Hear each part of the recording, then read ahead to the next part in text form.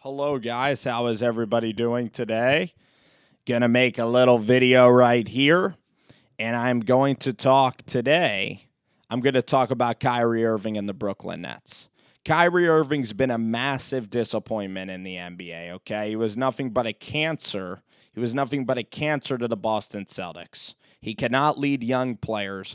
The Brooklyn Nets have a great thing going. They have a young coach. They have Spencer Dinwiddie. They have Jarrett Allen, Joe Harris. They have all these young and good basketball players. You do not want a cancer coming into that young locker room, and you don't want Kyrie Irving and his immaturity rubbing off on these young players, okay? D'Angelo Russell's a good leader of this team. And the fact is, with D'Angelo Russell, I'll say this about him. I'll say this about Russell. D'Angelo Russell is a pretty good basketball player. Pretty good player. If you get Kemba Walker, would I take Kemba or would I take Russell? I would take Kemba Walker. That leaves Dinwiddie on the edge. Dinwiddie is a point guard. He's almost a backup point guard. He could be a starting point guard on a lot of teams. You could trade Dinwiddie somewhere. So if you're Brooklyn, do you sign Kemba Walker? That's a very interesting question. Do you sign Kemba? Do you make it Kemba's team? You can then have Kemba. You can then have a Tobias Harris. You need, with Kemba Walker, I think the Brooklyn Nets, they need a forward. You need a Chris. I'm not a huge fan of Chris Middleton, actually. I like Danny Green. I like J.J. Redick. I would actually sign 3 players instead of Chris Middleton. Chris Middleton's okay.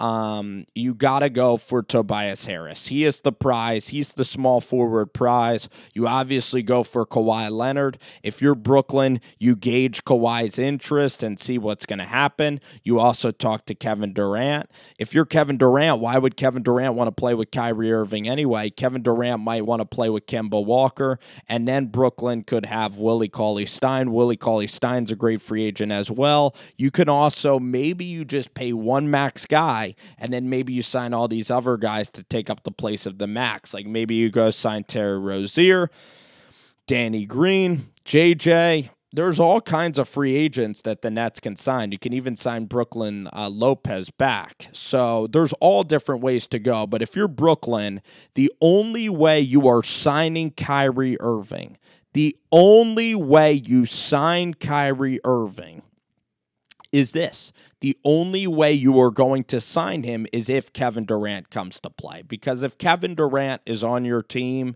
then you're almost going to be so damn good that it almost doesn't matter. But I'll tell you this. The New York Knicks getting Kyrie Irving, that I'm telling you, that's going to be a mistake. With David Fizdale, that's going to be a big time mistake.